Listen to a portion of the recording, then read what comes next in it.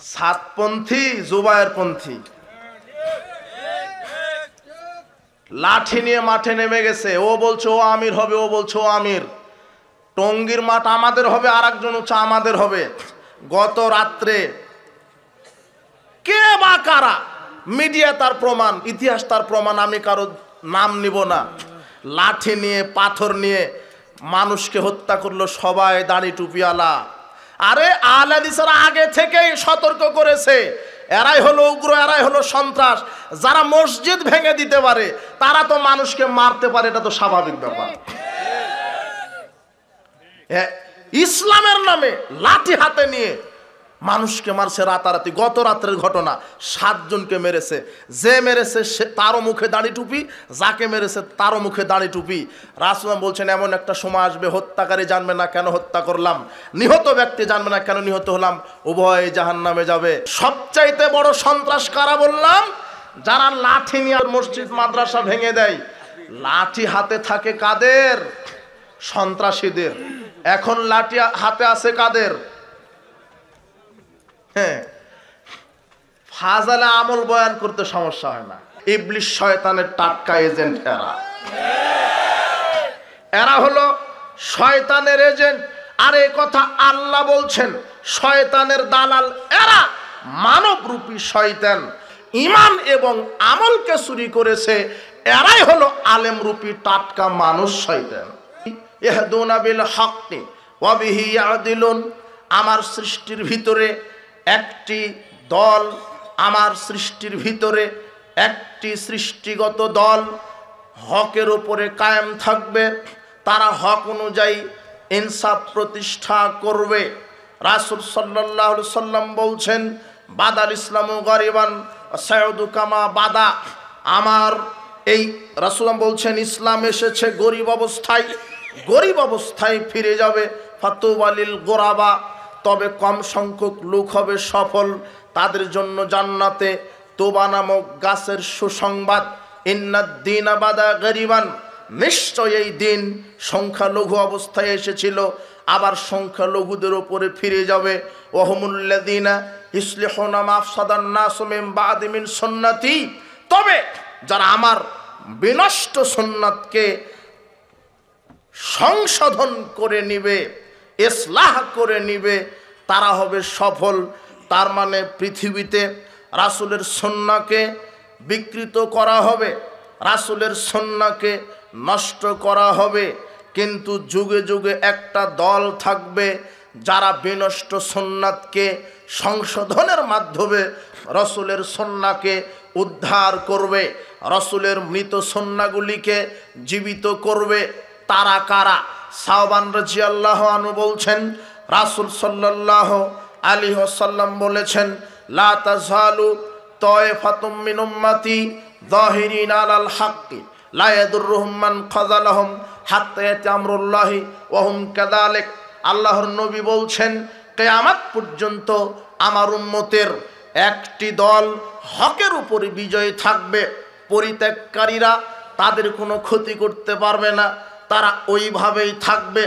একটা দল হকের উপরে থাকবে, একটি দল হকের উপরে থাকবে। সেই দল কোন দল? বিনষ্ট সুন্নাতকে সংশোধন করে দিবে এক দল, সেই দল কোন দল? আব্দুল্লাহ ইবনে আমর রাদিয়াল্লাহু আনহু বলছেন, রাসূল সাল্লাল্লাহু আলাইহি ওয়াসাল্লাম বলেছেন, লা ইয়াতিয়ান্না লা উম্মতি মা তালা বানি ইসরাইল। আমার উম্মতের ওই অবস্থা হবে যে অবস্থা বানি ইসরাইল কওমের হয়েছিল। হাজওয়ান নাল বিন নাল, যেমন দুই পায়ের জুতা সমান, তেমনি বানি ইসরাইল যেমন হবে। আমার মুসলিম উম্মতের মধ্যে অধিকাংশই মুসলিম উম্মত ইহুদি খ্রিস্টানের মতো হবে। হাত্তাইন কানা মিনহুম মান আতা উম্মাহু আলানিয়া, যদি ইহুদি খ্রিস্টান মায়ের সাথে জেনা করে থাকে, লা কানা ফি উম্মতি মা ইয়াসনাউ যালিক, তাহলে মুসলমানেরাও মায়ের সাথে জেনার মতো পাপ করে থাকবে। ইন্না বানি ইসরাইলা তাফাররাকাত আলা সিনতাইনে ওয়া সাবঈনা মিল্লাতান। বানি ইসরাইল কওম বিভক্ত হয়েছিল 72 কাতারে। অতাফতারিক উম্মতি আলা সালাসি ওয়া সাবঈনা মিল্লাতান। আর মুসলিম জাতি বিভক্ত হবে 73 কাতারে। কুল্লুহুম ফিন্নার, প্রত্যেক কাতার জাহান্নামে যাবে, ইল্লা মিল্লাতান ওয়াহিদাতান, এক কাতার মুসলিম জান্নাতে যাবে। সাহাবীগণ বললেন, মান হিয়া ইয়া রাসূলুল্লাহ, সেই এক কাতার কোন মুসলিম? তিনি বললেন, মা আনা আলাইহি আসহাবি, আমি এবং আমার সাহাবী যার ওপরে আছি তার ওপরে যারা থাকবে তারাই হবে বিচার মাঠে সরাসরি জান্নাত প্রাপ্ত দল। আল্লাহর নবী এবং নবীর সাহাবী কার ওপরে ছিল? স্পষ্ট কোরআন এবং হাদিসের ওপরে ছিল। কোরআন এবং সহিহ হাদিসের ওপরে যারা থাকবে সার্বিক জীবনে, আল্লাহর নবী বললেন, মুসলিমরা ৭৩ ফেরকায় ৭৩ কাতারে বিভক্ত হবে, এক কাতার জান্নাতে যাবে। অধিকাংশ মুসলিম পথভ্রষ্ট হবে। কিয়ামত পর্যন্ত এক কাতার মুসলিম হকের ওপরে বিজয় থাকবে। কিয়ামত পর্যন্ত এক কাতার মুসলিম বিনষ্ট মৃত সুন্নাহকে জীবিত করবে। সেই এক কাতার মুসলিম যারা সরাসরি জান্নাতে যাবে তারা কারা? যারা রাসূলের মৃত সুন্নাহকে জীবিত করবে তারা কারা? কিয়ামত পর্যন্ত যারা হকের ওপরে বিজয় থাকবে তারা কারা? বক্তব্যটি বোঝার চেষ্টা করেন। হকপন্থী হকের ওপরে অটল থাকবে একটি দল, কিন্তু আজকে ইসলামের নামে কত দল তৈরি হয়েছে। আল্লাহ সুবহানাহু ওয়া তাআলা বলছেন, ইন্নাল্লাযীনা ফাররাকু দীনাহুম ওয়া কানু শিয়া, নিশ্চয়ই যারা নিজ ধর্মকে নিজ দিনকে টুকরো টুকরো করে চূর্ণ বিচূর্ণ করে খণ্ড বিখণ্ড করে দিয়েছে, লাস্তা মিনহুম ফি শাই, তাদের ব্যাপারে আপনার কোনো দায়িত্ব নেই। অত্র আয়াত প্রমাণ করে দিন ইসলাম ভেঙে খান খান হয়ে যাবে, টুকরো টুকরো হয়ে যাবে। তারও ফলশ্রুতিতে আজকে আমরা দেখতে পাচ্ছি ইসলামের লকব লাগিয়ে দাড়ি টুপি লাগিয়ে আলখাল্লা জুব্বা পরেই এক শ্রেণীর ধর্ম ব্যবসায়ী ইসলামকে টুকরা টুকরা করেছে। ধর্মের নাম তাদের, দিন হচ্ছে ইসলাম, তারা জাতিতে মুসলিম, কিন্তু এক একটা ফেরকা, তার একটা হচ্ছে খারেজি, একটা হচ্ছে শিয়া, একটা হচ্ছে মুরজিয়া, মুতাজিলা, জাহমিয়া, জাবরিয়া, মাতরুদিয়া, মুআত্তিলা, ইসমাইলা, এক একটা ফেরকা দল তৈরি হয়েছে তরিকার নামে। দেওবন্দি, আটরশি, সরসিনা, ব্রেলভি, চিশতিয়া, কাদেরিয়া, নকশবন্দিয়া, মুজাদ্দিদিয়া, আটরশি, মাঝভান্ডারি, কুতুববাগ, দেওয়ানবাগ, রাজারবাগ, ফুলতলি, চন্দ্রপুরী, এক একটা ফেরকা তৈরি হয়েছে মাযহাবের নামে। হানাফি, শাফি, মালাকি, হাম্বালি, এক একটা মাযহাব তৈরি হয়েছে। অথচ ইসলাম, দিন ইসলাম একটাই, কোরআন একটাই, আমাদের নেতা একজন মুহাম্মদ সাল্লাল্লাহু আলাইহি সাল্লাম। কিন্তু এত ফেরকা, এত টুকরা টুকরা করলো কে? কে করলো? আল্লাহ বলছেন, ওয়াকাযালিকা জাআলনা লিকুল্লি নাবিয়্যিন আদুওয়ান শায়াতিনাল ইনসি ওয়াল জিন্নে। আয়াতটা সূরা আনআমের 112 নম্বর আয়াত। খুব খেয়াল করে বক্তব্যটি বোঝার চেষ্টা করেন। আল্লাহ আয়াতে কি বলার চেষ্টা করলেন? আল্লাহ বলছেন, শোনো, আমি এইভাবেই যুগে যুগে সমস্ত নবীদের ওপরে শত্রু করেছিলাম। মানুষের মধ্য থেকে কিছু শয়তান, জিনদের মধ্য থেকে কিছু শয়তান, তার মানে সমাজে জিন শয়তানও বসবাস করছে, মানবরূপী শয়তানও বসবাস করছে। মানুষের মধ্যে শয়তান আছে, জিনদের মধ্যেও শয়তান আছে। আল্লাহ সুবহানাহু ওয়া তাআলা এই কথা বলছেন, ইউহি বা'দুহুম ইলা বা'দিন যুখরুফাল কওলি গুরুরা।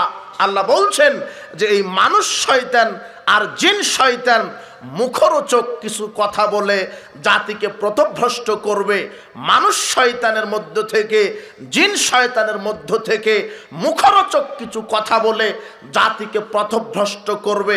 আল্লাহ বলছেন সূরা আনআমের 121 নম্বর আয়াতে, ওয়াইন্নাশ শায়াতিনা, নিশ্চয় শয়তান, লা ইউহুনা, ওহী করে, ইলা আউলিয়াইহিম, তার প্রতিনিধিদেরকে, লিউজাদিলুকুম, যাতে তার প্রতিনিধি মানুষের সাথে তর্ক বিবাদ করতে পারে।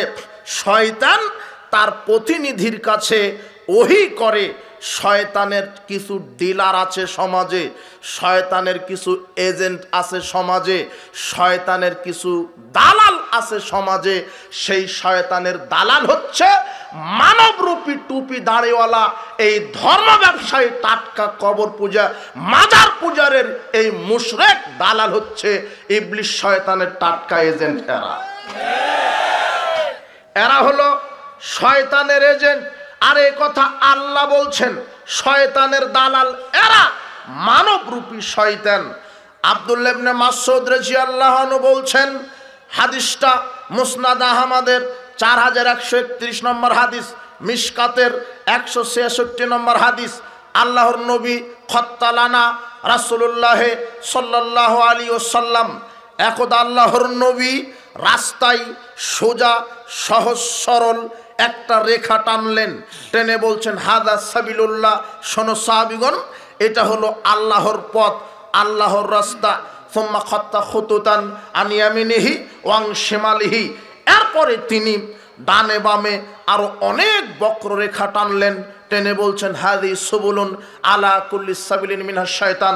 শোনো সাহাবীগণ, এই যে ডানে বামে আঁকা বাঁকা রাস্তা, এগুলিও রাস্তা ঠিক আছে, কিন্তু প্রত্যেক রাস্তায় আলেম রূপী শয়তান বসে আছে।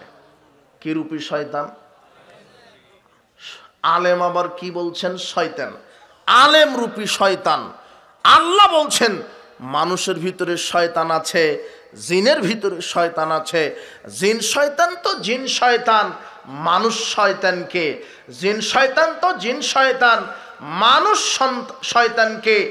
মানুষ শয়তানকে যারা ধর্মের ব্যাপারে শয়তানের দালালি করে সমাজে শিরক বেদাত, এই শিরক এবং বেদাতের ডিলারশিপ নিয়ে খানকা মাজার কায়েম করে যারা এই দেশের হাজারো লক্ষ কোটি মানুষের ঈমান এবং আমলকে চুরি করেছে, এরাই হলো আলেম রূপী টাটকা মানুষ শয়তান। এটা আল্লাহ বলছেন, মানুষ শয়তান এবং জিন শয়তান আলেমদের নবীদের শত্রু হবে। আপনি এখনো কিছু বুঝতে পারেননি, এই হাদিসটা তেলাওয়াত, এই হাদিসটা ইবারত করলে এখন আপনি ঘটনা বুঝতে পারবেন। কি হাদিসটা? কি? সহিহ বুখারীর 3606 নম্বর হাদিস। হুযায়ফা ইবনুল ইয়ামান রাদিয়াল্লাহু আনহু তিনি বলছেন, কানান নাসু ইয়াসআলুনা রাসূলুল্লাহ সাল্লাল্লাহু আলাইহি ওয়াসাল্লাম। হুযায়ফা ইবনুল ইয়ামান তিনি বলছেন, মানুষ রাসূল সাল্লাল্লাহু আলাইহি ওয়াসাল্লামকে কল্যাণ সম্পর্কে জিজ্ঞাসা করত। মানুষ রাসূল সাল্লাল্লাহু আলাইহি ওয়াসাল্লামকে কল্যাণ সম্পর্কে, ফজিলত সম্পর্কে জিজ্ঞাসা করত। ওয়া কুনতু আসআলুহু আনিল শাররি, আর আমি জিজ্ঞাসা করতাম অকল্যাণ সম্পর্কে। কি করলে ঈমান চলে যায়, কি করলে জাহান্নামী হয়ে যায়, মা খাফাতা ইউদ্রিকানে, যাতে করে আমি সতর্ক থাকতে পারি, আমি ভীত হতে পারি, আমি সতর্ক থাকতে পারি। আমি একদা জিজ্ঞাসা করলাম, আল্লাহর নবী, ইন্না কুন্না ফি জাহিলিয়াতিন ওয়া শাররিন, আল্লাহর নবী, আমরা তো জাহেলি যুগে ছিলাম, আমরা তো অকল্যাণের মধ্যে ছিলাম। ফাজাআনা আল্লাহু বিহাদাল খায়র, আল্লাহ আমাদেরকে কল্যাণের মধ্যে নিয়ে এসেছেন। ফাহাল বাদা যালিকাল খায়র মিন শাররিন, তো আমরা যে কল্যাণ প্রাপ্ত হয়েছি এখন, এই কল্যাণের পরে কি আবার অকল্যাণ আসবে? তিনি বলছেন, হ্যাঁ। ক্বালা নাআম, হ্যাঁ, এই কল্যাণের পরে আবার অকল্যাণ চলে আসবে। আমি বললাম, হাল বাদা যালিকা শাররু মিন খায়রিন, তো যেই অকল্যাণটা আসবে ওই অকল্যাণের পরে আবার কি কল্যাণ আসবে? তিনি বললেন, হ্যাঁ। ক্বালা নাআম, আবার অকল্যাণ আসবে। অফিহি দাখানুন, আবার কল্যাণ আসবে। অফিহি দাখানুন, তবে সেই কল্যাণ হবে ঘোলাটা, ধোঁয়াটা, অস্পষ্ট কল্যাণ। এবার হুযায়ফা ইবনুল ইয়ামান বলছেন, আল্লাহর নবী, ফাহাল বাদা যালিকাল খায়র মিন শাররিন, এই ধোঁয়াটা, এই ঘোলাটা কল্যাণের পরে কি আবার অকল্যাণ চলে আসবে? তখন তিনি বললেন, হ্যাঁ, এমন অকল্যাণ চলে আসবে, দুআতুন ইলা আবওয়াবি জাহান্নাম, জাহান্নামের দিকে নিয়ে যাওয়ার জন্য কিছু বক্তা বের হবে, জাহান্নামে নিয়ে যাওয়ার জন্য সমাজে কিছু আলেম বের হবে। মান আজাবাহু মিলাইহা কাযাফু ফিহা, ওই আলেমকে যারাই সমর্থন করবে, ওই আলেমের ডাকে যারা সাড়া দিবে, ওই আলেম তাদেরকে জাহান্নামের দিকে নিয়ে চলে যাবে। হুযায়ফা ইবনুল ইয়ামান বলছেন, আল্লাহর নবী, সিফহুম লানা, আপনি পরিচয় দেন তো, কেমন বক্তা, কেমন আলেম হবে যারা মানুষকে জাহান্নামের দিকে বক্তৃতা দিয়ে নিয়ে চলে যাবে? তখন আল্লাহর নবী বলছেন, হুম মিন জিলদাতিনা, তারা হবে মুসলিমদের মধ্যেই আলেম হবে। ইয়াতাকাল্লামুনা বিআলসিনাতিনা, তারা কোরআন হাদিস থেকেই কথা বলবে। তারা মুসলিম হবে, তারা কোরআন হাদিস থেকেই বক্তব্য দিবে। মানাজাবাহু মিলাইহা কাযাফু ফিহা, তবে তাদের এই বক্তব্য যারা শুনে আমল করবে, ওই আমলে তারা জাহান্নামে চলে যাবে। আশ্চর্য একটা কথা, আল্লাহর নবী বলছেন যে সমাজে এক শ্রেণীর দায়ী বক্তা বের হবে, যারা কোরআন হাদিস থেকে বক্তব্য দিয়ে মানুষকে পথভ্রষ্ট করবে। এই বক্তা, এই আলেমকে, এই আলেম হলো মানবরূপী শয়তান, যে কোরআন হাদিস থেকে বক্তব্য দিবে ঠিক, কিন্তু ব্যাখ্যা করবে ভুল, মানুষকে বুঝাবে ভুল। সাহাবীগণ যেটা বুঝেছে সেটা বুঝাবে না, শয়তান যেটা বুঝিয়েছে, শয়তান যেটা এই মানবরূপী আলেমের উপরে ওহী করেছে সেটাই বুঝাবে। দেখেন আল্লাহ বলছেন সূরা বাকারা 26 নম্বর আয়াত, ইউদিল্লু বিহি কাসীরা ওয়া ইয়াহদি বিহি কাসীরা, এই কোরআন পাঠ করেই মানুষ পথভ্রষ্ট হয়ে যাবে, এই কোরআন পাঠ করেই মানুষ হেদায়াত পাবে, এই কোরআন থেকেই মানুষ পথভ্রষ্ট হবে, কোরআন থেকে মানুষ হেদায়েত পাবে। দেখেন এদেশে যারা বলছে পীরের বায়াত হতে হবে, পীর ধরা ফরজ, মাজারে টাকা দান করলে বালা মুসিবত দূর হয়, পীর কবরে জীবিত আছে। আরে মুহাম্মাদি আল্লাহ, আল্লাহ মুহাম্মাদের মধ্যে কোনো পার্থক্য নেই, আর পীর হলো খোদা, খোদা আর পীরের মধ্যে পার্থক্য নেই, সব দলিল কোরআন থেকেই দিচ্ছে। দেখেন এই খানকার এই পাগড়িওয়ালা টুপিওয়ালা শয়তান এই কোরআন থেকে পীর ধরা ফরজ দলিল দিচ্ছে। কোরআন থেকে পাগড়িওয়ালা হুজুর তেলাওয়াত করে বলছেন, ইয়া আইয়ুহাল্লাযিনা আমানুত্তাকুল্লাহ ওয়াবতাগু ইলাইহিল ওয়াসিলা।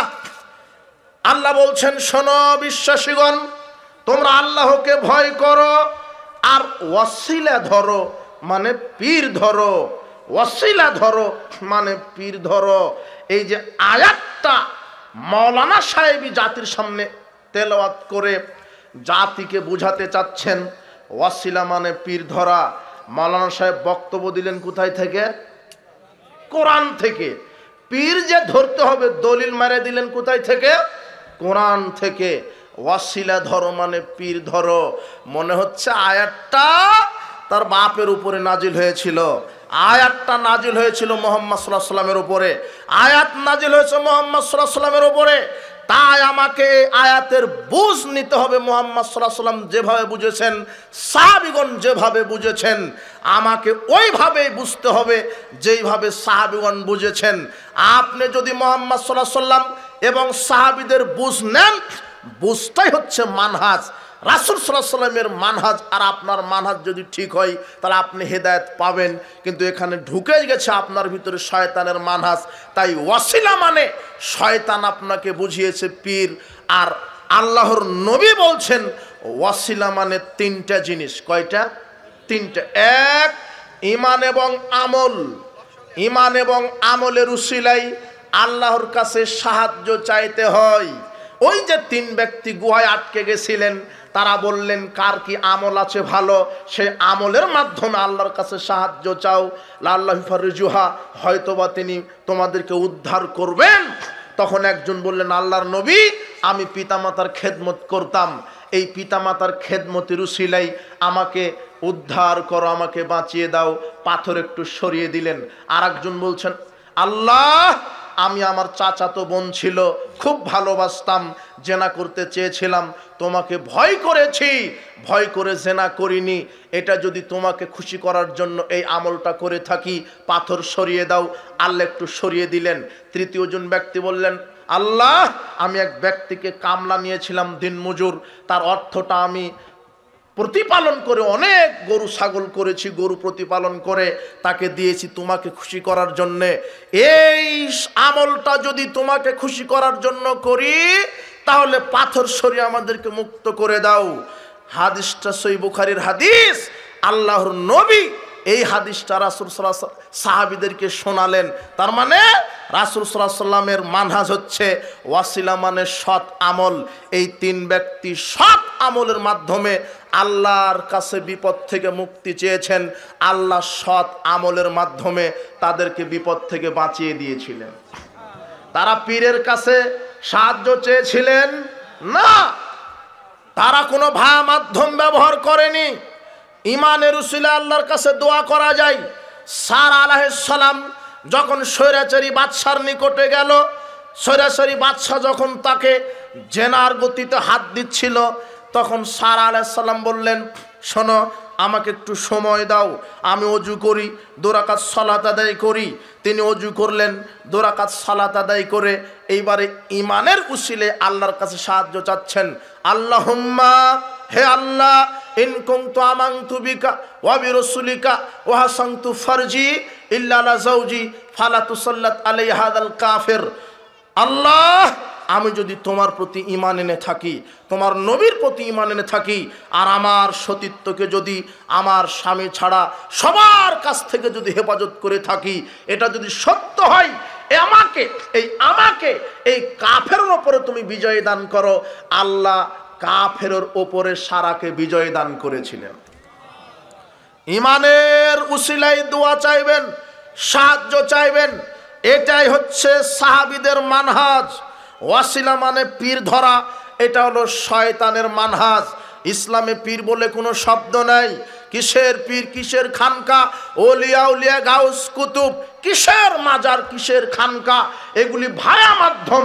আশ্চর্য কথা, ধর্মের নামে এটাই হলো মানবরূপী শয়তান, যারা দাড়ি টুপি লাগিয়ে ধর্মের দালালি হয়ে, শয়তানের এজেন্ট হয়ে, শয়তানের প্রতিনিধি হয়ে এই খানকা মাজার নামক এই শিরকের ফ্যাক্টরি তৈরি করে মানুষের ঈমানকে নষ্ট করছে। আপনারা চোর দেখেছেন, এদেশ থেকে যারা অর্থ চুরি করে তারাও চোর। সবচেয়ে বড় চোর হলো এই খানকা মাজারের পাগড়িওয়ালা টুপিওয়ালা, যারা এই খানকা মাজার ওরসের মাধ্যমে মানুষের ঈমানকে চুরি করছে। এরাই হলো সবচেয়ে বড় চোর, এরা হলো ঈমান চোর। আপনি মাজারে টাকা দিলেন মানে, মাজারে গরু খাসি মানত করলেন মানে, আশ্চর্য কথা, কারো মাথায় কি ঘেলু নাই, কারো মাথায় কি বেন বুদ্ধি নাই? আরে আপনি শাহজালাল সিলেটের মাজারে গরু মানত করলেন, আরে 18 ফতোয়া দিছে হিন্দুরাও জান্নাতে চলে যাবে, খালি একটা গরু দিলেই হবে। ইহুদি খ্রিস্টান হিন্দু কোনো ধর্মের দরকার নাই। ইসলাম মুসলমান কেন জান্নাতে যাবে? যে যার ধর্ম মানবে তারা জান্নাতে চলে যাবে। সব ধর্মের লোকেরা 18 পীরের দরগায় গরু খাসি মানত করে। 18 পীর বলছে আমার মুরিদ হলে হজ করা লাগবে না, আমি হজের নেকি দিয়ে দেব। 18 পীর সাহেব বলছে যে আমার কাছে আসলে তাকদীরকে পরিবর্তন করে দেব, হায়াত মৌতের দায়িত্ব আমি নিব, আমার মুরিদ হলে সব হয়ে যাবে। সুপারিশ কিভাবে করা লাগে, আশ্চর্য কথা।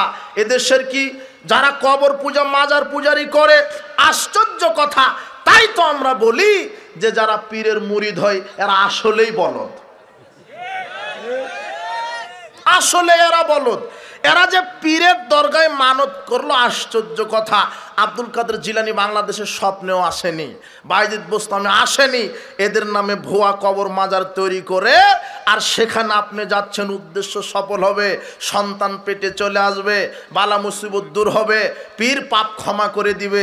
আরে বায়জিদ বোস্তামির কবরে গরু মানত করলেন, আরে ধরে নিলাম সে শুয়ে আছে, তো মরা মানুষ। গরু দিলেন, গরু খেলো কে? টাকা যে দিলেন, টাকা যায় কোথায়? তার মানে মাজার খানকায় যারা গরু ছাগল টাকা মানত করেন, এই মাজারের এই টুপিওয়ালা পাগড়িওয়ালা শয়তানদেরকে গাঁজা খাওয়ার ব্যবস্থা করে দেন আপনি। মাজারে গাঁজা চাষ হয়, গাঁজা উৎপাদন হয়। আরে গাঁজা ফ্যাক্টরিতে যত গাঁজা, আরে বাংলাদেশে গাঁজা ফ্যাক্টরির চাইতে এই পীরের দরগাতে গাঁজার সংখ্যা বেশি। গাঁজা চাষ হয়, আপনি টাকা দিলেন, ও গাঁজা খায়। ওটাই হলো তার নাকি, ওটা হচ্ছে পীরকে সন্তুষ্ট করা।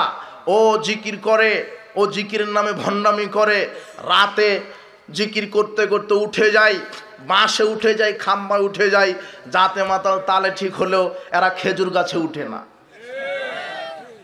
এরা শুধু ওপরে উঠে, যেখানে উঠা সহজ। আশ্চর্য কথা। আবার জিকির করে ইল্লাল্লাহ ইল্লাল্লাহ, আল্লাহ রসুল বলছেন আফদালুজ যিকরে লা ইলাহা ইল্লাল্লাহ, শ্রেষ্ঠ জিকির লা ইলাহা ইল্লাল্লাহ।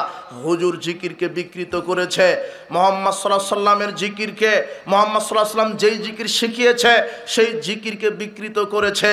আশ্চর্য কথা, এদেশের মানুষ এই আলেমরূপী শয়তান, জিনদের মধ্যে শয়তান, মানবরূপী মানুষের ভিতরে শয়তান। আমি বুঝাতে চাচ্ছিলাম যে কোরআন থেকেই বক্তব্য দিয়ে জাতিকে মুশরিক বানিয়ে দিবে, ভুল ব্যাখ্যা করে কোরআন থেকেই দলিল দিবে, পীর ধরা ফরজ। বলছিলাম আপনাকে একটু দেখাই, মানহাজের কথাটা এই জায়গায় নিয়ে আসি। আপনার সালাত, আপনার সিয়াম, আপনার হজ, আপনার তাসবিহ তাহলিল, আপনার কোরআন তেলাওয়াত সব কিছু কন্ট্রোল হবে মানহাজের আলোকে। আপনি যে কোনো আমল করবেন, যে কোনো আমল করবেন, সেই আমলের পূর্বে 5টা শর্ত আবশ্যিক, 5টা শর্ত আবশ্যিক। এটা আমি শেষের দিকে একটু বলার চেষ্টা করব, যেটা গুরুত্বপূর্ণ বিষয় হিসেবে বিবেচনাধীন হবে। আপনাকে এখন যেটা বলছি যে আপনার সালাতকে কন্ট্রোল করবে মানহাজ, আপনার ইবাদতকে কন্ট্রোল করবে মানহাজ, আপনার অর্থনীতিকে কন্ট্রোল করবে মানহাজ, আপনার ব্যবসাকে কন্ট্রোল করবে মানহাজ, আপনার রাজনীতিকেও কন্ট্রোল করবে মানহাজ। মানে রাসূল সাল্লাল্লাহু আলাইহি ওয়াসাল্লামের পদ্ধতি। আপনাকে রাজনীতি করতে হবে কার পদ্ধতিতে? রাসূল সাল্লাল্লাহু আলাইহি ওয়াসাল্লামের পদ্ধতিতে। আপনি যা কিছু করছেন একজন মানুষের পদ্ধতিতে করতে হবে। আশ্চর্য কথা, অথচ আপনি মুসলিম, আপনার নেতা মুসলিম, এদেশের শতকরা 95% নাগরিক মুসলিম। এরপরেও এরা শুধু মনে করেছে সালাত, সিয়াম, হজ, যাকাত এগুলি হলো ইসলাম। জি না, শুধু এগুলি ইসলাম নয়। সালাত, সিয়াম, হজ, যাকাত ইসলাম শুধু নয়। ইসলাম মানে সালাত, সিয়াম, হজ, যাকাত ইসলাম, আমার অর্থনীতি, সমাজনীতি, রাজনীতিও ইসলাম। তার মানে সালাত আদায় করতে হবে রসুলের তরিকায়, অর্থনীতি চালাতে হবে রসুলের তরিকায়, হজ করতে হবে রসুলের তরিকায়, রাজনীতিও করতে হবে রসুলের তরিকায়। কিন্তু আপনি রসুল সাল্লাল্লাহু আলাইহি ওয়াসাল্লামের তরিকায় সালাত আদায় করছেন, মেনে নিলাম আপনি আহলে হাদিস, রাসূল সাল্লাল্লাহু আলাইহি ওয়াসাল্লামের তরিকায় সালাত আদায় করেন। আরে মেনে নিলাম আপনি সহি আকীদার মানুষ, রাসূল সাল্লাল্লাহু আলাইহি ওয়াসাল্লামের তরিকায় সালাত আদায় করেন, কিন্তু রাজনীতি কার তরিকায় করছেন? এদেশের অধিকাংশ নেতা সেকুলার, এদেশের অধিকাংশ নেতা সেকুলার, এদেশের অধিকাংশ নেতা নেত্রী সেকুলার। সেকুলার কি? যারা বিশ্বাস করে যে ইসলামকে রাজনীতিতে ঢুকাতে দিব না, ইসলামকে অর্থনীতিতে ঢুকাতে দিব না, ইসলামকে সমাজনীতিতে ঢুকাতে দিব না, ইসলামকে সংগঠন ঢুকাতে দিব না, ইসলামকে কোনো প্রতিষ্ঠানে ঢুকাতে দিব না। ইসলাম যদি আমরা রাজনীতিতে ঢুকাতে দেই, সেকুলার নেতার আপনি আনুগত্য করেন, অথচ সেকুলারদের আকীদা religion should not be allowed to come into politics. এদের আকীদা যে আমরা রাজনীতিতে ইসলাম ঢুকাতে দিব না, আমরা রাজনীতি করব আমাদের মতবাদে, আমাদের পদ্ধতিতে। আমরা সালাত আদায় করব মসজিদে আল্লাহর বিধানে, কিন্তু রাজনীতি করব আমাদের পদ্ধতিতে। রাজনীতির ভিতর ইসলাম ঢুকাতে দিব না। কেন? রাজনীতিতে যদি ইসলাম ঢুকাই তাহলে তো আমরা জনগণের টাকা চুরি করতে পারবো না, বড় বড় বোতলও খেতে পারবো না। এই জন্য রাজনীতি তারা ইসলাম ঢুকায়নি। এরা বাপদাদার সেই ইহুদি খ্রিস্টানের পচা কাল্পনিক মতবাদে এরা রাজনীতিতে বিশ্বাসী। তার একটা ন্যাশনালিজম, তার একটা কমিউনিজম, তার একটা সেকুলারিজম, তার একটা ডেমোক্রেসি, তার একটা ক্যাপিটালিজম, এগুলি মতবাদ যেগুলি ইহুদি খ্রিস্টানের তৈরি করা মতবাদ। অথচ আল্লাহ বলছেন সূরা মায়েদার 49 নম্বর আয়াতে, ওয়ালা তাত্তাবি আহওয়াহুম মুহাম্মদ সাল্লাল্লাহু আলাইহি ওয়াসাল্লাম, আপনি মানুষের কোনো মতবাদ অনুসরণ করবেন না। আল্লাহ বলছেন হুয়াল্লাযী আরসালা রাসূলাহু বিল হুদা ওয়া দীনিল হক লিইয়ুযহিরাহু আলাদ দীনি কুল্লিহি ওয়ালাউ কারিহাল মুশরিকুন। আল্লাহ হচ্ছেন তিনি যিনি তার নবীকে সত্য দিন সহকারে পৃথিবীতে প্রেরণ করেছেন। কেন? মানব রচিত সব মতবাদকে কবর দেওয়ার জন্য। ইসলাম এসেছে মানব রচিত মতবাদকে কবর দেওয়ার জন্য, কিন্তু আজকে মুসলিম ইসলামকে বাদ দিয়ে মানব রচিত মতবাদেই রাজনীতিতে বিশ্বাসী। আর সেকুলারিজম, এটা ব্রিটেনের জর্জ জেকব হলিওক এই ব্যক্তিটা তৈরি করেছে। Secularism is the believe that religion should not be involved in the organization of society education. সেকুলারিজমের সংজ্ঞায় বলা হচ্ছে যে ধর্ম আমরা রাজনীতিতে ঢুকাতে দিব না, শিক্ষানীতিতে ঢুকাতে দিব না, সংগঠনে ঢুকাতে দিব না। এটা নিজের গতিতে আমরা রাজনীতি করব। অধিকাংশ এই সেকুলার রাজনীতি, এরা বলে রাজনীতি আমাদের মতো করব, এরা বলে রাজনীতি আমাদের মতো করব, আমরা রাজনীতিতে ইসলাম ঢুকাবো না। এরপরে রাজনীতি করছে ডেমোক্রেসি, গণতন্ত্র, আব্রাহাম লিঙ্কনের কাল্পনিক পদ্ধতিতে, আব্রাহাম লিঙ্কনের এই পচা মতবাদ। আরে আমার দিন ইসলাম, আমার সার্বিক জীবন ইসলাম মেনে নিতে হবে। ইন্নাদ-দীনা ইনদাল্লাহিল ইসলাম, আমার দিন হলো ইসলাম, মনোনীত দিন আল্লাহর পক্ষ থেকে ইসলাম। ওয়া ইয়াবতাগি গায়রাল ইসলামি দীনান ফালাইউকবালা মিনহু ওয়া হুয়া ফিল আখিরাতি মিনাল খাসিরিন। ইসলাম ব্যতীত যে অন্য মতবাদ মানবে তারটা আল্লাহ কবুল করবেন না। আরে সালাতেও ইসলাম, সিয়ামেও ইসলাম, অর্থনীতিতেও ইসলাম, রাজনীতিতেও ইসলাম থাকতে হবে। আমি শুধু সালাতে ইসলাম মানব, রাজনীতিতে ইসলাম মানব না, আমি একজন পাক্কা মুনাফিক। আল্লাহ বলছেন আফাতুমিনুনা বিবাদিল কিতাব ওয়া তাকফুরুনা বিবাদ, তোমরা ইসলামের কিছু মানবে, কিছু মানবে না। শুধু মসজিদ মাদ্রাসা ইসলামকে মানবে, অর্থনীতি রাজনীতিতে মানবে না। আজকে অধিকাংশ নেতা এই আকীদায় বিশ্বাসী, এই রাজনীতিতে বিশ্বাসী, আর আপনি ওই নেতাদের পিছনেই ছুটেন। আশ্চর্য কথা, আপনি ওই নেতার পিছনে ছুটবেন কেন? যেই নেতা ইসলামকে বাদ দিয়ে ইহুদি খ্রিস্টান বিজাতিদের পদ্ধতিতে রাজনীতিতে বিশ্বাসী, ওই নেতার পিছনে ছোটা যাবে না। তার একটা প্রমাণ, এদেশের নেতৃত্ব পর্যায়ের লোক রাজনীতি করে ডেমোক্রেসি, গণতান্ত্রিক পদ্ধতিতে, অথচ আব্রাহাম লিঙ্কন খ্রিস্টান মানুষ। এই গণতন্ত্র কুফরিতন্ত্র, গণতন্ত্র শিরকিতন্ত্র, একে বিশ্বাস করা যাবে না, এর উপরে অটল থাকা যাবে না। যারা ইসলামকে অবজ্ঞা করে ইহুদি খ্রিস্টানের এই কাল্পনিক পদ্ধতিতে রাজনীতি করবে, মানুষের বিধান দ্বারা নিজেকে দেশ পরিচালনা করবে, এরা কখনো ফাসেক, কখনো জালেম, কখনো কাফের, ইসলাম থেকে বের হয়ে যাবে। আমাকে রাজনীতি করতে হবে আল্লাহর বিধানে, আমাকে রাজনীতি করতে হবে রাসূল সাল্লাল্লাহু আলাইহি ওয়াসাল্লামের তরিকায়, কিন্তু আমি রাজনীতি করছি এই ইহুদি খ্রিস্টানের পচা মতবাদে। ডেমোক্রেসি, গণতন্ত্র, এটা কুফরি মতবাদ। Democracy is the government of the people, by the people and for the people. বলা হচ্ছে গণতন্ত্র এমন একটা সরকার ব্যবস্থার নাম যে মানুষ আইন তৈরি করবে, মানুষ মানুষকে শাসন করবে। জি না, আইন প্রণয়ন করেছেন কে? আল্লাহ। বিধান কার চলবে? আল্লাহর। কিন্তু গণতন্ত্রের রাজনীতিতে বিধান আল্লাহর চলে না, বিধান চলে মানুষের। অথচ যে নেতা সে হলো মুসলিম, ও মুসলিম নয়, হলো মুনাফিক, ও হলো টাটকা মুনাফিক, যে আল্লাহর বিধানকে বাদ দিয়ে, যে রাসূল সাল্লাল্লাহু আলাইহি ওয়াসাল্লামের তরিকাকে বাদ দিয়ে, আল্লাহর বিধানকে বাদ দিয়ে মানুষকে পরিচালনা করে মানুষের বিধান দিয়ে, এ হলো জালেম, এ হলো ফাসেক, এ হলো কাফের। বলছিলাম আব্রাহাম লিঙ্কনের কাল্পনিক পদ্ধতি, আমার নবী মুহাম্মদ সাল্লাল্লাহু আলাইহি ওয়াসাল্লাম, আমি রাজনীতি করব রাসূল সাল্লাল্লাহু আলাইহি ওয়াসাল্লামের তরিকায়। কার তরিকায়? রাসূল সাল্লাল্লাহু আলাইহি ওয়াসাল্লামের তরিকায়। কিন্তু আপনি গণতান্ত্রিক রাজনীতিতে বিশ্বাসী। আহা, আপনার হুজুরও গণতান্ত্রিক রাজনীতিতে ক্যানভাস করলো, আপনার হুজুর গণতান্ত্রিক পদ্ধতিকে মেনে নিল, আপনার এই গণতন্ত্র আর ইসলামের মধ্যে পার্থক্য বুঝলো না। গণতন্ত্র কি? আল্লাহর দেওয়া জীবন বিধান। গণতন্ত্র কি? আল্লাহর দেওয়া জীবন বিধান না। গণতন্ত্র কার প্রদত্ত? মানব রচিত।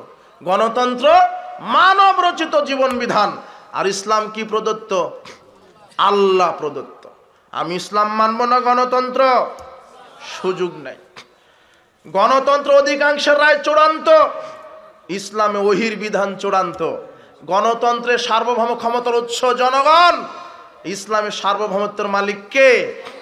পার্থক্য এখানে, পার্থক্য এখানে। আমার রাজনীতি হবে ইসলামী খেলাফা, ইসলামী শরিয়া। আমি বোঝাতে চাচ্ছিলাম যে আমার মানহাজটা আকীদাকে, সমাজ, অর্থনীতি, সমাজনীতি, রাজনীতিকে কন্ট্রোল করবে। কিন্তু আমার রাজনীতি, আমি মুসলিম মুখে বলছি কিন্তু রাজনীতি করছি মানুষের তৈরি করা বিধানে। বাংলাদেশে যে প্রচলিত রাজনীতি আছে এটা হারাম। রাজনীতি করা ফরজ, এই কথা ঠিক, তবে রাজনীতি করতে হবে মুহাম্মদ সাল্লাল্লাহু আলাইহি ওয়াসাল্লামের রাজনীতি। কার রাজনীতি? মুহাম্মদ সাল্লাল্লাহু আলাইহি ওয়াসাল্লামের রাজনীতি। মুহাম্মদ সাল্লাল্লাহু আলাইহি ওয়াসাল্লাম যে রাজনীতিতে বিশ্বাসী ছিলেন সেটা ইসলামী খেলাফা, ইসলামী শরিয়া। এই গণতন্ত্র মানে এই পচাতন্ত্র। আরে গণতন্ত্র আবিষ্কার হয়েছে মানুষকে মুশরিক বানানোর জন্য। গণতন্ত্র একটা কুফরি তন্ত্র, একটা শিরকি তন্ত্র, একটা চুরিতন্ত্র, একটা দুর্নীতিতন্ত্র, একটা হত্যাতন্ত্র, একটা মামলাতন্ত্র, একটা গুমতন্ত্র, মানব রচিত আইন কায়েমের একটা তন্ত্র, আল্লাহর বিধানকে বাদ দেওয়ার একটা তন্ত্র। কোনো মুসলিম নারী পুরুষ গণতান্ত্রিক পদ্ধতিতে রাজনীতিতে বিশ্বাসী হতে পারে না। গণতন্ত্রে যারা এই ভোট পদ্ধতির মাধ্যমে যারা নেতা হয়, অযোগ্য নেতা হবে। ইসলামের নেতা নির্বাচন হবে সিলেকশন, আর গণতন্ত্রের নেতা নির্বাচনে ইলেকশন। গণতন্ত্রে একটা নেতা নির্বাচন, চেয়ারম্যান নিযুক্ত হতে 1 কোটি টাকা খরচ হয়। কত কোটি? একটা চেয়ারম্যান যখন সে হয় গণতান্ত্রিক ভোট পদ্ধতিতে 1 কোটি টাকা লাগে। ও 1 কোটি টাকা খরচ করে চেয়ারম্যান হয় 50 কোটি চুরি করার ধান্দাতে। কথা বুঝেছেন? আর একটা গরু ছাগলের দাম হয় লক্ষ লক্ষ টাকা। ভোটের সময় যখন আসে এই বান্দা নামক ছাগলের দাম হয় 500 টাকা। 500 টাকায় বিক্রি হয়ে এমন মেম্বারকে ভোট মেরে দিল যে কোনোদিন অজুই জানে না। নামাজ তো বহুদূরের কথা, অজুই শিখেনি। ভোটেরও কিন্তু ফজিলত আছে। ভোটের ফজিলত জানেন? আপনি যে নেতাকে ভোট দিয়েছেন ও যদি 5 বছর মন্ত্রী চেয়ারম্যান থাকার পরে, এমপি থাকার পরে 5 বছরে যত লুচ্চামি করবে, যত জনগণের টাকা চুরি দুর্নীতি করবে, ওর 1 ভাগ পাপ আপনার আমল নামাতে সাদগায়ে জারিয়ার পাপ পাবেন আপনি। এটা হলো ভোটের ফজিলত। কিসের ফজিলত? ভোটের। এই প্রচলিত ভোট পদ্ধতি হারাম। আপনি মুসলিমের বাচ্চা হলে ভোট কেন্দ্রে যাবেন না। আপনি স্লোগান উঠান, আমরা বাংলাদেশে গণতান্ত্রিক সিস্টেমের নেতা চাই না, আমরা বাংলাদেশে চাই ইসলামী খেলাফা, ইসলামী রাজনীতি, ইসলামী শরিয়া।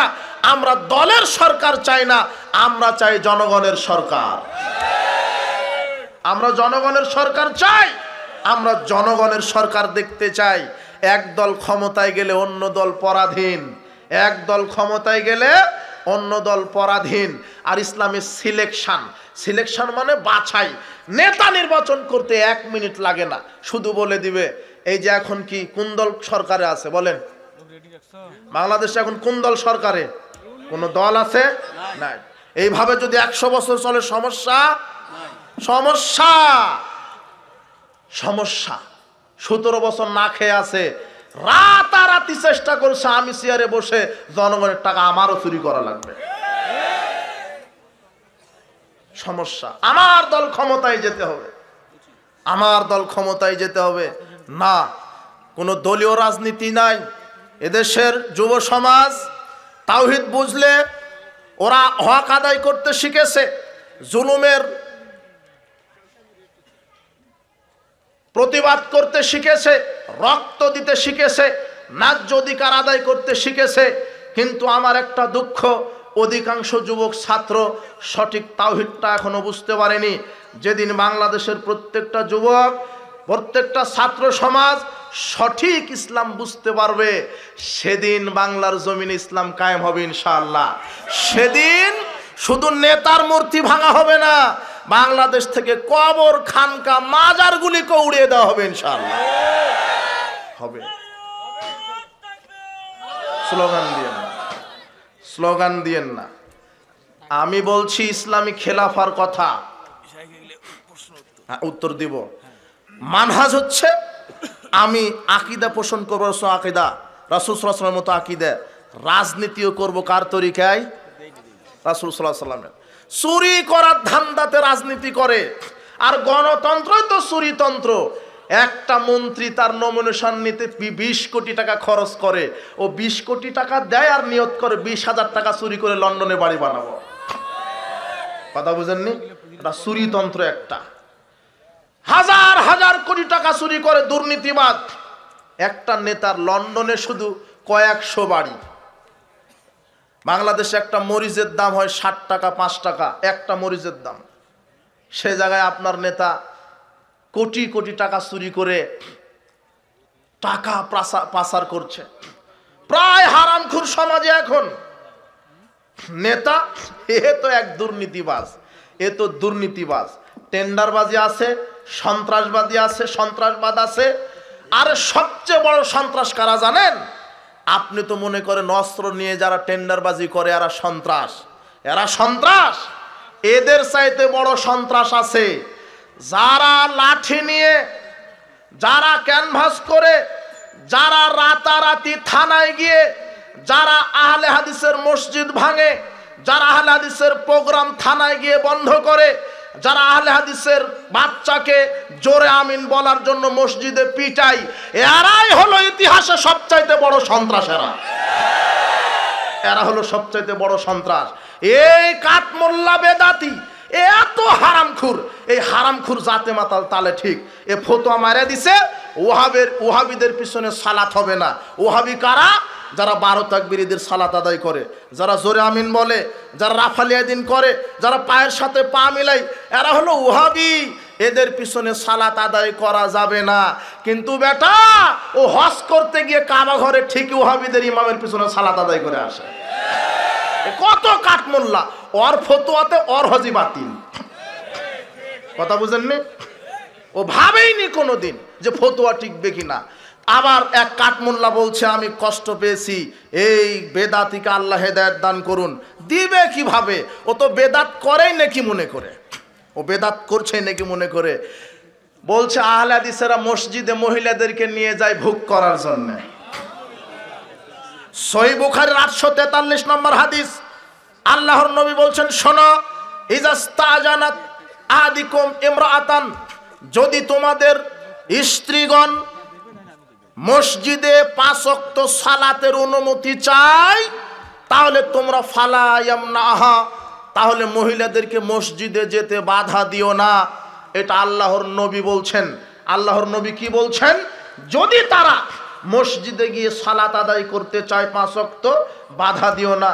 তার মানে মসজিদে তারা যদি আসতে চায় মহিলাদেরকে সুন্দর পর্দার পরিবেশ করে দিতে হবে। এটা হচ্ছে ইসলামী শরিয়ার একটা নীতি যে দিতে হবে তারা যদি আসতে চায়। আর রাসূল সাল্লাল্লাহু আলাইহি ওয়াসাল্লাম বলছেন বাধা দিও না। সেই জায়গাতে এই বেদাতি কত হারামখুরের হারামখুর, এ বলছে আহলে হাদিস মসজিদে মহিলাদেরকে ধর্ষণের জন্য নিয়ে যায়। কিন্তু আশ্চর্য কথা, 2024 সাল এমন একটা সাল যে প্রত্যেককে আল্লাহ তার পাওনাটা বুঝিয়ে দিচ্ছে। প্রত্যেককে বুঝিয়ে দিচ্ছে। জালেমকে তার পাওনা বুঝিয়ে দিয়েছে। যেই বেদাতিরা বলল আহলে হাদিসেরা মসজিদে মহিলাদেরকে ধর্ষণ করার জন্য নিয়ে যায়, এই বেদাতিরা বউকে হালাল করার জন্য মসজিদে হিল্লার নামে নারীকে ধর্ষণ করে। আশ্চর্য কথা, বউকে হালাল করছে মসজিদে, 2 ঘন্টার চুক্তিতে বিবাহ করেছে, বউকে হালাল করে দিচ্ছে। তার মানে কি প্রমাণ হলো? মসজিদে নারীকে ধর্ষণ করার জন্য কারা নিয়ে যায়? বেদাতিরা। হিল্লা বিবাহ একটা জঘন্য প্রথা। আরে এক বৈঠকে স্ত্রীকে 1000 তালাক দিল, 1 তালাক গণ্য হবে।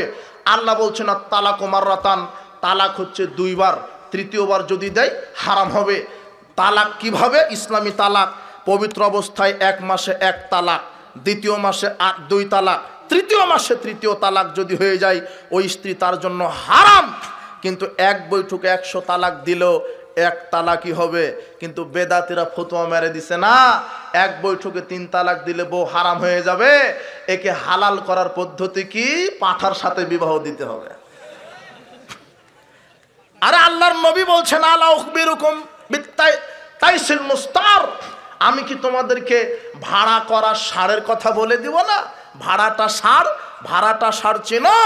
হুয়াল মুহাল্লিল, তা হচ্ছে ওই যে হালালাকারী।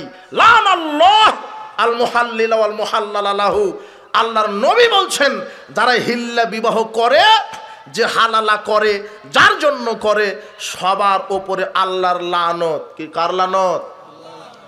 আশ্চর্য কথা, স্ত্রীকে এক বৈঠকে 100 তালাক দিয়েছেন না, 1 মাসের জন্য হারাম। দ্বিতীয় মাস আপনি ফেরত নিতে পারেন। তৃতীয় মাস আর 1 তালাক দিয়েছেন, তৃতীয় মাসে আর একটা ফেরত নিতে পারেন। কিন্তু তৃতীয় মাসে যদি 3য় তালাক দেন তখন হারাম হয়ে যাবে।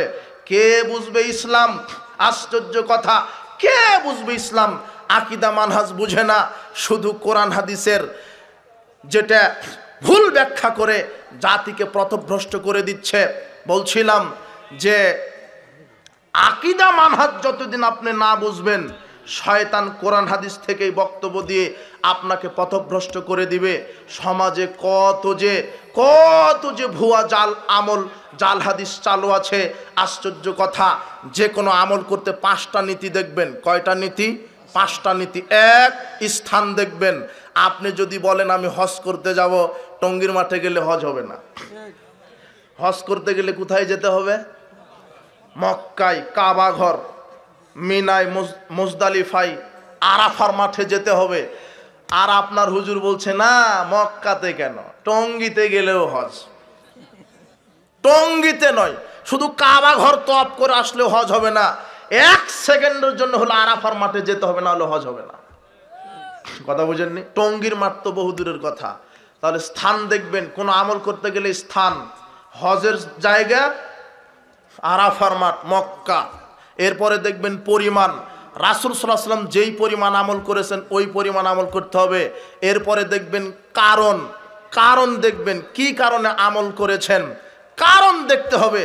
আর একটা কথা আপনাকে বলে যাই, দলিল থাকার পরেও আমল করা বেদাত হবে যদি মানহাজ ঠিক না থাকে। এই কথাটা নতুন হলো আপনার। দলিল থাকার পরেও, কে বলেছে সম্মিলিত মোনাজাতের দলিল নাই? আছে, সম্মিলিত মোনাজাতের দলিল আছে, 2 আজানের দলিলও আছে, কিন্তু দলিল থাকলে আমল করা যাবে না। মানহাজ দেখতে হবে। কি দেখতে হবে? মানহাজ মানে পদ্ধতি। মানহাজ মানে কি? পদ্ধতি। সম্মিলিত মোনাজাতের দলিল নাই। সালাতুল ইস্তেসকায় সবাই মিলে মোনাজাত করে না? করে। এই যে পানি প্রার্থনার কুনুতে নাজেলার সময় সবাই মিলে মোনাজাত করা হয় না? করে। সম্মিলিত মোনাজাতের দলিল আছে, কিন্তু ফরজ সালাতের পরে মোনাজাতের দলিল আছে নাই। আমি বললাম আর একটা কথা ছুটে গেছে, সবচাইতে বড় সন্ত্রাস কারা বললাম? যারা লাঠি নিয়ে আহলে হাদিসের মসজিদ মাদ্রাসা ভেঙে দেয়। লাঠি হাতে থাকে কাদের? সন্ত্রাসীদের। এখন লাঠি হাতে আছে কাদের? হ্যাঁ, সাতপন্থী, জুবায়েরপন্থী। লাঠি নিয়ে মাঠে নেমে গেছে। ও বলছে ও আমির হবে, ও বলছে ও আমির। টঙ্গীর মাঠ আমাদের হবে, আর একজন হচ্ছে আমাদের হবে। গত রাত্রে কে বা কারা, মিডিয়া তার প্রমাণ, ইতিহাস তার প্রমাণ, আমি কারো নাম নিব না, লাঠি নিয়ে পাথর নিয়ে মানুষকে হত্যা করলো সবাই দাড়ি টুপিওয়ালা। আরে আহলে হাদিসেরা আগে থেকেই সতর্ক করেছে, এরাই হলো উগ্র, এরাই হলো সন্ত্রাস। যারা মসজিদ ভেঙে দিতে পারে তারা তো মানুষকে মারতে পারে, এটা তো স্বাভাবিক ব্যাপার। ইসলামের নামে লাঠি হাতে নিয়ে মানুষকে মারছে রাতারাতি। গত রাত্রের ঘটনা, 7 জনকে মেরেছে। যে মেরেছে তারও মুখে দাড়ি টুপি, যাকে মেরেছে তারও মুখে দাড়ি টুপি। রাসূল বলছেন এমন একটা সময় আসবে হত্যাকারী জানবে না কেন হত্যা করলাম, নিহত ব্যক্তি জানবে না কেন নিহত হলাম, উভয় জাহান্নামে যাবে। আশ্চর্য কথা।